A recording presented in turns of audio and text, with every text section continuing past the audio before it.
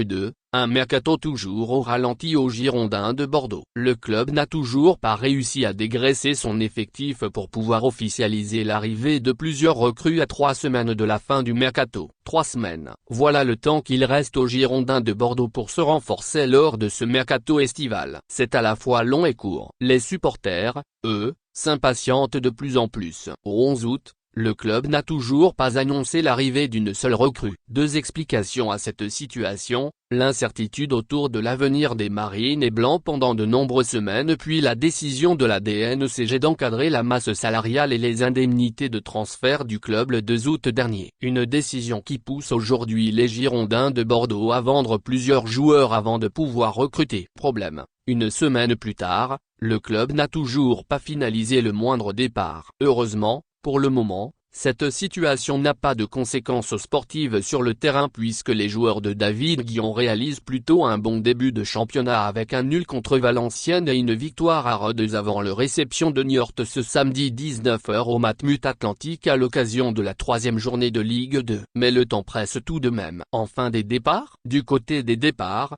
3 dossiers sont particulièrement avancés, ceux de Huizhou Wang, Amba Nyang et Junior Onana. Le premier est le joueur le plus sollicité de l'effectif avec des intérêts français, Nantes, Brest et Strasbourg, et anglais, Wolverhampton, Fulham et un autre club de Premier League. Dans l'Hexagone, la piste la plus chaude est le stade brestois car le joueur est la priorité du coach Michel Derzakarian et que les Bretons seraient prêts à augmenter leur offre à 4 millions d'euros. Plus des bonus. Pour Nantes, c'est terminé. L'agent du Coréen ayant été échaudé par la gestion interne des Canaries et ses nombreux intermédiaires. Pour Strasbourg, il faudra attendre de voir si le club alsacien se sépare de certains de ses attaquants, Diallo et Baroblique ou Ajorc, mais Julien Stéphan, l'entraîneur du Racing, apprécie particulièrement l'avant-centre bordelais. Outre-Manche, les offres anglaises sont à la hauteur de ce que le club attend. C'est à circa 4-5 millions d'euros plus des bonus. Mais Huizhou Wang qui voulait à tout prix rejoindre la Premier League il y a encore quelques jours s'interroge sur le projet sportif de ces clubs. À Wolverhampton,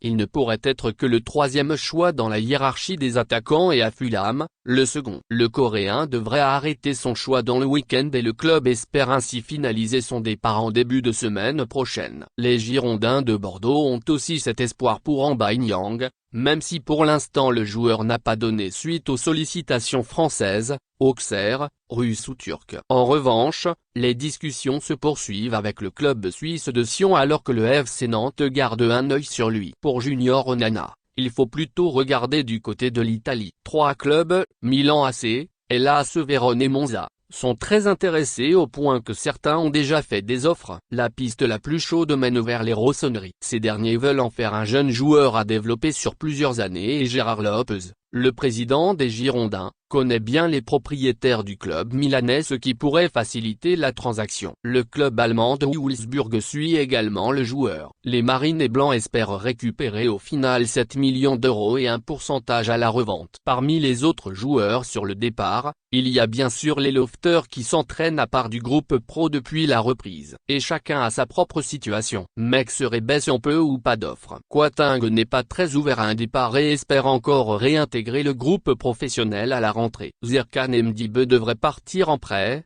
peut-être au Portugal pour le premier, d'ici la fin du mercato. Enfin, Rémi Houdin est en stand-by. En interne, on souhaite aider le milieu de terrain français à retrouver un club car c'est un bon mec et sa mise à l'écart serait purement et simplement un choix sportif de David Guillon. Le club a fixé son prix à 4 millions d'euros mais est prêt à le baisser pour faciliter son départ. La fameuse question de la baisse des salaires pour réduire sa masse salariale et donc pour pouvoir recruter. Le club a aussi demandé à certains de ses joueurs de baisser leurs revenus de 20% ces derniers jours. Les petits salaires ont été épargnés. Parmi les joueurs de l'effectif professionnel sollicités, Fran Sergio, Igatanko, Gregessen, Poussin, et Setra, la plupart seraient prêts à faire ce geste. Les 2 recrues officieuses du club, Johan Barbet et Vital Nsimba, seraient même ouverts à faire un effort encore bien plus important en transformant cette perte de salaire en prime de montée en Ligue 1 à la fin de la saison. En revanche, pas de surprise, certains membres du Lofton d'Or aient déjà refusé la demande du club. Une demande qui a fait bondir en ce début de semaine le syndicat des footballeurs professionnels. Enfin,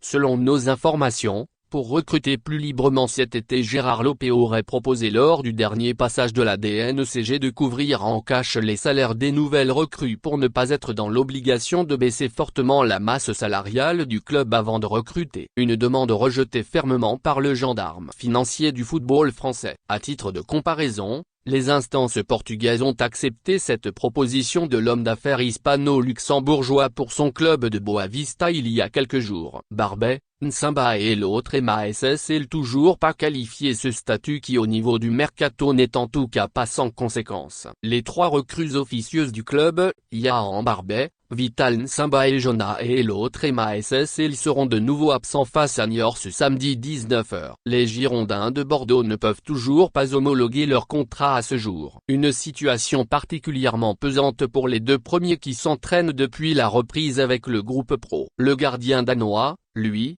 aussi continue pour le moment de patienter. Mais jusqu'à quand? Face aux Chamois niortaises, David Guillon devra s'appuyer une nouvelle fois sur une équipe extrêmement jeune. Pour l'instant, ça passe, mais attention, le calendrier va très vite se corser dans les prochaines semaines. Guingamp, Paris FC ou Saint-Étienne. Et sans recrue, le retour à la réalité pourrait être violent pour les Girondins de Bordeaux et leur...